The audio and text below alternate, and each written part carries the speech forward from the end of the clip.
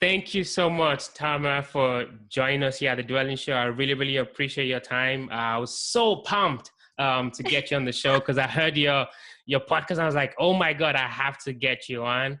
So I'm really, really excited. I'm just going to read a little bit about Tamar. So she's basically an investor, an entrepreneur, and I love this, a proponent of intentional lifestyle design. So I'm sure we're going to touch on that a little bit.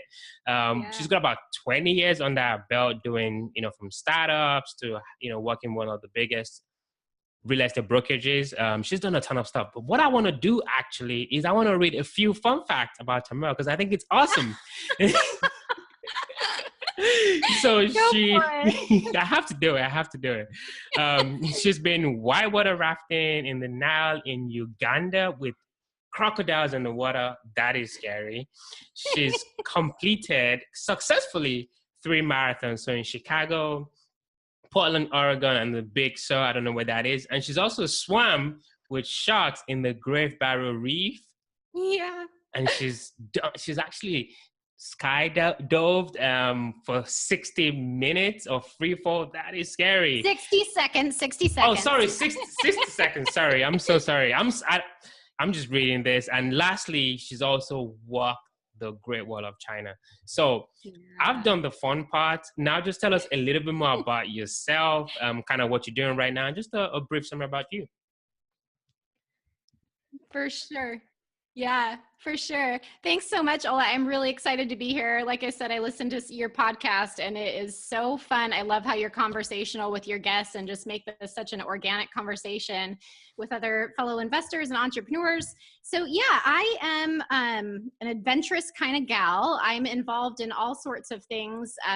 Of course, family is always my first priority, and that's the whole intentional lifestyle design. And the reason I got into real estate years ago was because I really wanted to develop a lifestyle where I could spend as much time with my 3 young kids and my husband as possible and not do it on a delayed or deferred status. I didn't want to wait until I was retired to do all the fun stuff. I want to do all the stinking fun stuff right now. And so I'd say about 4 years ago is when I really started ramping up my game, and I was in the corporate world. I knew at that point that I really wanted to start my own business, but I didn't know what it was. The topic of real estate came up, and it was just something that was kind of in the DNA of our family history. My husband's family had been investing in real estate for years, all up and down the West Coast, from single families all the way up to huge multifamily complexes, retirement communities, etc. Although we hadn't really done a ton of it, but it was one of those things that we had been hearing about for a long time. So I knew that I wanted to do that, and I just started taking immediate action and got my real estate license, mostly to save me time because I didn't want to be having to wait for a broker to be able to let me into properties, etc. And at that time, we focused on acquiring single family houses that were in foreclosure status on an auction site, and we would use an online auction site. So all of these houses were usually sight unseen. If not, we could do a drive-by. And we did that for about 3 years, where we'd purchase a property, we'd bring our 3 kids along after we purchased it, and we'd be like, oh, let's just see what we bought. And we'd walk into it. They're dark, they have no electricity, no running water, utilities are all off. Some of them have been squatted in, they're disgusting. And we'd have flashlights with all of our kids, and we'd pull up the edges of carpet to see if there was wood floors underneath. And if they did, bonus, So then we would sometimes spend every weekend for anywhere from 1.5 to 3.5 months renovating this house to make it rent worthy, and then put renters in there. So we did that for a while, and while we thought we did great work and it was very satisfying for us, I realized at some point that it wasn't going to help us reach our goals quite fast enough. So at the end of 2016 is when I, for whatever reason, got an itch to just declare that, you know what, I'm going to take my dreams in my own hands. And I had been an executive in startup culture for quite a while. And I said, I'm done being the CEO of somebody else's dreams. I'm ready to be the CEO of my dreams. And I took a leap, didn't know what the heck I was going to do, and decided that I was going to start syndicating multifamily properties. So I bought a company on the side. I bought a high-end specialty fitness equipment retail company with one of my cousins. And then I just started taking massive action towards syndicating. So in the last 7 months, I will have gone from 3 to 70 plus units with 3 total syndications that I've done. So that's just a little bit about what's been going on recently. Wow, there is definitely a lot going on. So let's kind of rewind back to the beginning. So you mentioned Sure. that real estate has kind of been in the family. Your Yep. husband's family, they had some real estate on the coast. But for you, I read somewhere that you got your first property when you were 19 years old. I did. And, I like to say that I was hyper responsible since the time, almost to a fault, since the time I was about 4 years old. And I was always that kid that, like, my friends' parents were like, well, you should have Tamar tutor you because she's really good at math. Or, I was always just responsible about things. And so my very first day of university, a month after I turned 18, I also started like my first big kid job. I had been working since I was 14, but I landed a pretty good job, and I was working for my way through college, and an opportunity presented itself to purchase a friend's condo because they were a townhouse because they were moving into a bigger home for them to start a family. And I just thought, well, I might as well do that instead of pay rent or something. So I bought my first house when I was 19, and that is not a normal thing, my friends. Wow. So how did it go? It went great. It was not scary to me at all. I had to have my mom co-sign for me just because I was so young and I didn't have the huge credit history that would have been desirable at the time. But I only owned it for just about 2 years, at which point I was like, I'm so sick of this. I want to be like an irresponsible college student. So I decided to sell it. I went on an 8-day backpacking trip in the Canadian Rockies, went to Hawaii for 3 weeks, and then came back and I was homeless for like 2 weeks because I didn't have a house after it sold. Wow. Okay. Yeah, it was kind of adventurous. But looking back, of course, I wish I would have kept that property because it would be worth a whole lot more right now. But we got back into it not too long after I got married, a few years down the road. Gotcha. Okay. So, because that was my next question, like, did you actually keep that house? Because some investors would say, my strategy is never sell and just hold on to the house all the way through. Yeah. So after that, then you went to the duplex. Was that the next one after that? Or did you buy some other flips in the middle? Nope. We bought a total of, I think, 4 or 5 single family houses on auction. We did have a duplex under contract. I think it was probably the second or third one around once we started ramping up our game. And this is actually a good story. I almost forgot about it. So we had it under contract and we were so excited because we were thinking, oh my gosh, we just really got started back into this, and we're getting a duplex under contract in Seattle, and Seattle is like crazy expensive. Well, I'm so glad we had an inspector come through because they noticed that there was some cracks in the foundation. And the only reason we found that was because there was a historical rainfall in Seattle. And yeah, it rains all the time here, people. But this was like a super rain.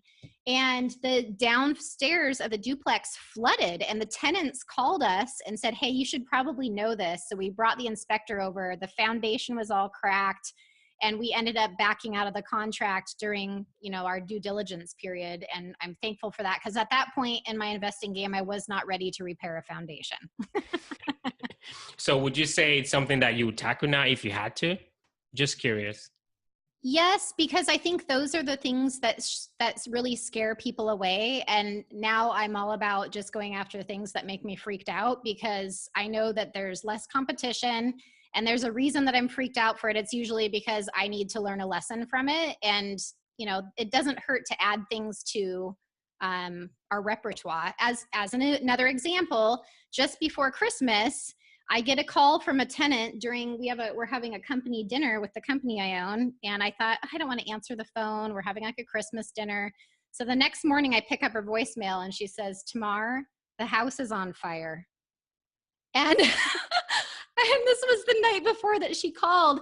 And she said, I don't know what to do. And so I call her back, and sure enough, our house had burnt down the night before. So I've been dealing this time with, I have to, like, it was a total loss.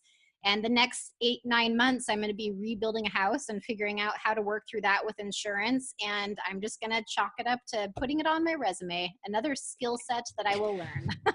Oh my God. Wow.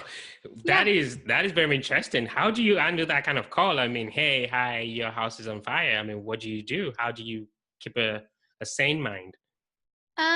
So I am very left-brained, like, and logical about a lot of things. So usually I'm thinking, okay, what's the next linear step that I need to take? And in this particular circumstance, it was, okay, well, I think I should call my husband and let him know that the house burnt down.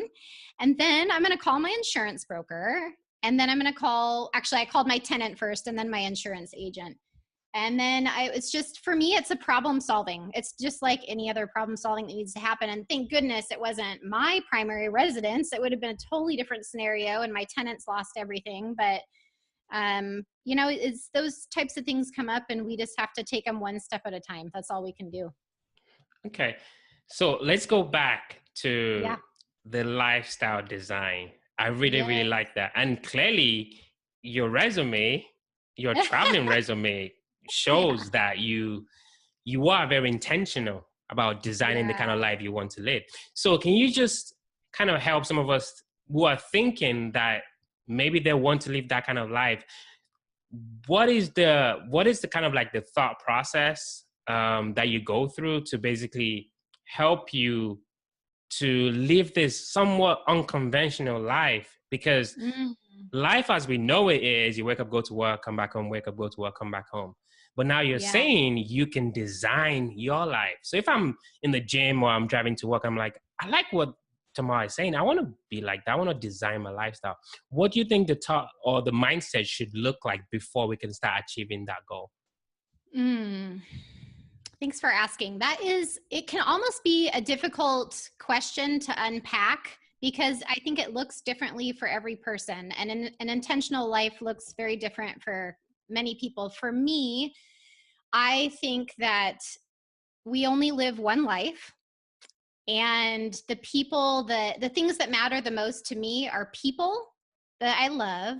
And after that, it's experiences, because I don't care about stuff at all. I'm thankful that I have a home. I'm thankful that I have clothes on my back, but I would much rather have as many amazing experiences with the people that I love. I don't necessarily want to do them by myself because that's not as meaningful. Granted, this summer is my 40th birthday and I'm going to do a 93-mile backpacking trip, and part of it I'm going to do by myself. But that said, Nice. Yeah. So I just want to have those memories, because in the end, when you're looking back at the end of your life, what do you have? You have memories, and you have the people that are sitting next to you at the end of your life. And hopefully you can talk about those memories with one another and remember the amazing feelings that they left in your heart. And so I think just thinking about that concept, and then what is it that you love doing? And I'm in a way that I love travel and I love the outdoors. The outdoors is where I tick the most. I feel most alive when I'm on top of the mountain or sitting by the ocean, boogie boarding or surfing or playing in the waves with my kids or whatever. And so for me, the choices that I make to have an alternative lifestyle and try to create as much passive income as possible is to be able to free up my time so I can go do those things. And, to be real, during the school year, I have 3 kids. I have an 11-year-old and 2 9-year-olds. And we both have, we're bound to weekends at this point to do a lot of this stuff. But that said, I'm homeschooling one of my kids, and I'll probably homeschool one or more of them in the future, just so we can maybe, travel the world for a year or go on a really, really long road trip or something like that. Because I sometimes don't like other people telling me what I can do with my kids. Makes sense. Yeah. Makes sense. Yeah. Thank you so much for that. So I'm a mom. I'm listening to this. I'm, making food for my 2 kids, and I'm listening to this, and I'm like, this is all well and good, Tamar, but I have kids. I don't have enough time to create this lifestyle you're referring. I don't have enough time to learn about real estate. What do you say to that Mm. mom? There's always time for the things that we make our priorities. And I get this question a lot because I think I do a lot more than the average human being in any given day, week, month, or year. Um, that said, I really prioritize the things that matter the most. And yeah, you can really get drugged down by, I mean, you have an infant, you know all about this. I do. It takes time. And but you know, we were traveling when our infants were 2 months, 5 months, 9 months, internationally and locally as well, you know, all over in airplanes, and they just sit on your laps. I don't know. I get it. It's a really, really busy time. And yet I think it's going to be busy no matter where you are. Right. And so you can put them in a backpack and you can take them on a walk outside. You can bring them and have them nap on a beach at, you know, the local beach, or you can bring them on hikes with you. You can bring them on work meetings. Even now, one of my kids that I homeschool, he comes with me on business trips and business meetings all the time. And he's sitting next to me. And I just say, you know, if you want to do business with me, he's part of the package. And the great thing is that he's learning along the way of what it means to live an outrageous life. And hopefully some unconventional lessons that will help them, you know, be their best selves in the future as well. I mean, it's so interesting, right? Because there is just this way that we think life is supposed to be. Like, I can't go to a meeting with my kid. Like, I can't homeschool my kid. I can't take my kids on holidays. So I think there's a mindset shift for people who are willing to obviously rethink their lives. So I really relate to what you're saying. I mean, I have a baby, so, and we're still thinking of travel, right? Regardless, if we're going to be the annoying couple on that flight, so be it, right? You know, we're gonna travel. Who cares? We'll never see all those people again anyways. Exactly, right? I just thought, you know, that was really critical to mention the mindset piece, because a lot of people struggle when they're perhaps listening to these stories, like, how can they do this or how can they do that? But I think the mindset is a key piece. So let's kind of go back to real estate. Sure. Yeah. So during the flip, right, you mentioned you had a ton of fun with the family. What would you say was your favorite flip, and what were the numbers on it? Well, I think actually one of my favorite projects is one of the ones that I'm working on right now, which is let's see, it's a 15-unit apartment complex that I purchased about 5 hours from my house. And that was a syndication. So I pulled together a group of probably, I think, 6 or 7 other investors to purchase that with me. And it's amazing because I'm learning even more the power of money in this and how it's always working. So the great thing about commercial properties is that I feel like you can print money a lot faster than you can with single family residences. So we went into that particular property. The rents were almost $300 a door under market. And we knew there was a huge value add opportunity for it. So the goal was to raise rents, and whichever units were vacated because the tenants couldn't afford it or they didn't want to continue there, we would renovate those particular units, raise the rents even more to what we could get for the nicer units. And then as more people vacated in the future, we would renovate the additional ones. So we thought out of the 15 units, there would probably only be about 5 that would vacate. And sure enough, there were 5 that first round. And then the next month, there were 2 more. And then the next month, there were 3 more. So we are just finishing up that project of renovating 10 out of the 15 units. We'll do the remainder next summer when all the leases come up for renewal. And the great thing is we purchased that property for $825,000. We are probably putting about $3,500 a door into each unit. And it's really basic stuff like painting, putting in vinyl plank flooring, new appliances, resurfacing the cabinets a little bit just to spruce it up. By the time that I finish the renovation, we will have raised the value of the property $500,000 or more. And that's just in about 6 months worth of time. Where I thought we were going to be able to do a refinance after 2 or 3 years to cash out all of our initial member capital, we'll probably be able to do it after 9 months.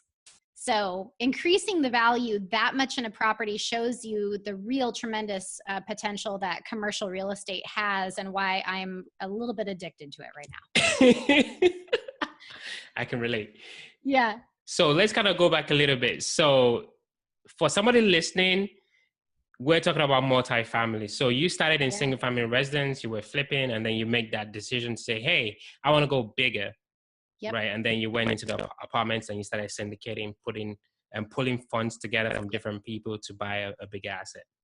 So you mentioned that there was a time you made that decision, right? And you said, hey, don't want to keep flipping because it's not really going to help me to meet my goals, essentially. So let me go bigger. Some people might be listening to this and they might be stuck in that phase of I'm just flipping or just buying little rentals, but I can't get to that next step, right? So we'll talk about those folks. But what about the people that have not even started at all, right? How can one start? And then for those that have started, how can they make that transition? Sorry, I need to double in the question. Okay, so not even started in real estate at all? Right, but might want to start with multifamily.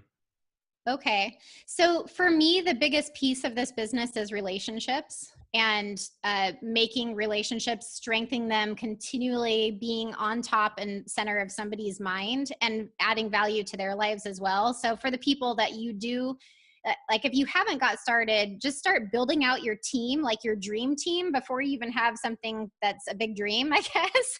Or maybe you do have your big dream and you're like, okay, these are the people that I need to really make that happen. And that would include a commercial real estate broker, a commercial lender. Either you can use a lender or a broker. I personally prefer using a broker for commercial loans, because while I love talking to everybody, I don't have time to make relationships with 40 different banks. So I would just prefer my broker does it for me.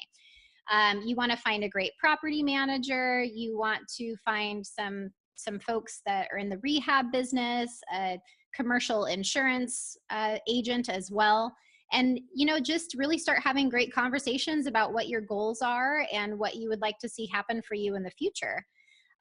For those who have done it before, it's the same, in the smaller scale of single family. And I do not discount that at all, because I think some people say jump right into multifamily. Some say get some experience with single family first.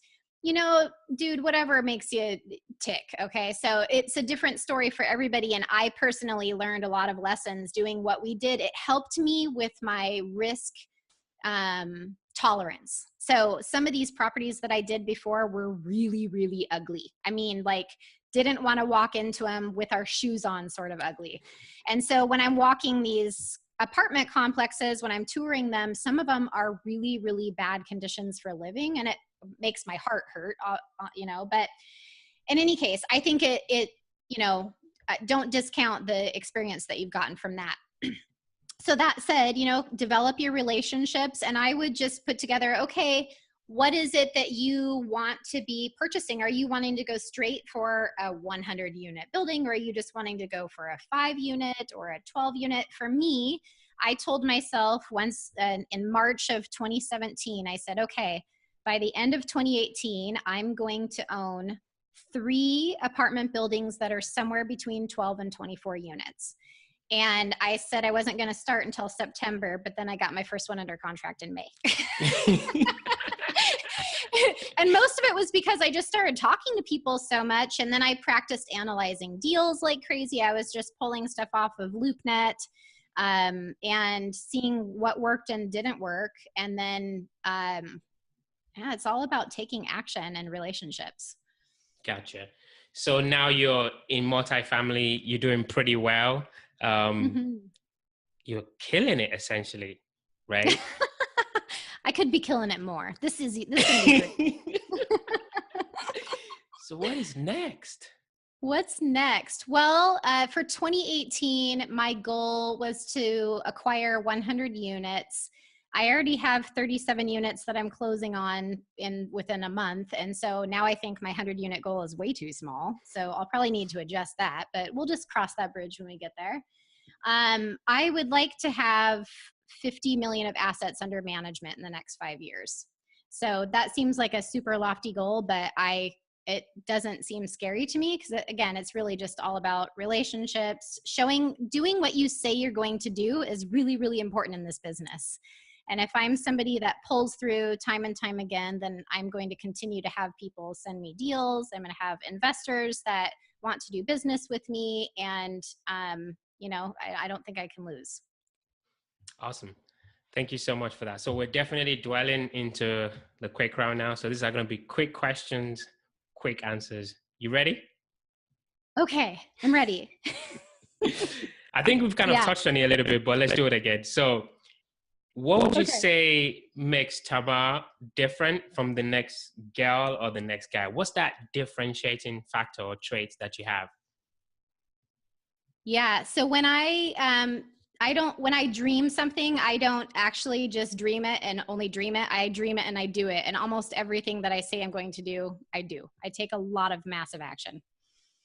Wow. Thank you. Next question. What was the last book that you read? And what was sort of like the nugget or the one thing that you learned from that book? Sure. I read 2 this week. One is, what's the one by James Allen? Shoot. Oh my gosh. Well, I don't think I know that one. So The Compound Effect by Darren Hardy is the one that I'm just finishing up right now. And that one is really just about, it's not doing everything all at once. It's your consistent daily habits, which over time, when they're consistently performed, really define who you are. So it's setting routines, positive habits, but it's also reflecting and anything that's negative in your life, trying to pull those out of your life to make more room for the positive habits that will move you forward. Fascinating. I like that. Fascinating. So you've got this 37 unit that you're going to be closing soon. You're going to be definitely hitting your goals of 50 million on the asset. What do you do for fun? I mean, I was saying like 9 things, but what else do you do for fun? Oh, I do so much for fun. Like I said, I do a lot of outdoor activities. So in the winter, I'm skiing with my family almost every single weekend. We go to our cabin.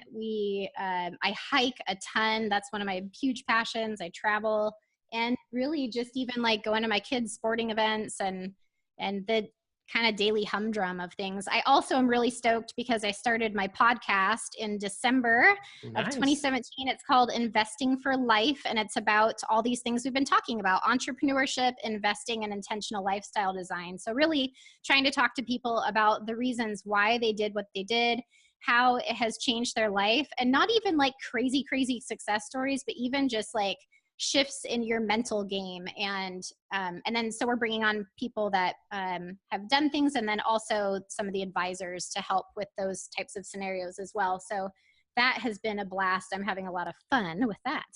Awesome. Thank you so much for sharing that. Thank you so much for sharing that. I want to go back real quick. So you said 2 books this week. Is that like, how many books do you read in a month? It depends on the month. So I get up at 4:45 every morning, and I spend usually the first 2.5 hours of my day on personal development and growth, between journaling, gratitude practice, maybe some meditation, studying, whatever I feel like studying at the time, and then a good hour and a half of workout, at which time I'm usually reading for part of that time as well. And sometimes I do audiobooks in the car as in addition. So I'm always trying to fill my mind with things that will build me up and make me constantly be a better me. So I don't know the answer to that question. Sometimes it's 4 a month. Sometimes it could be 8 a month. It just depends. Wow. Thank you so much. Tamar, we really appreciate you. I wish we could keep talking, but I don't want to keep you on for too long. Thank you so much. We really appreciate your time.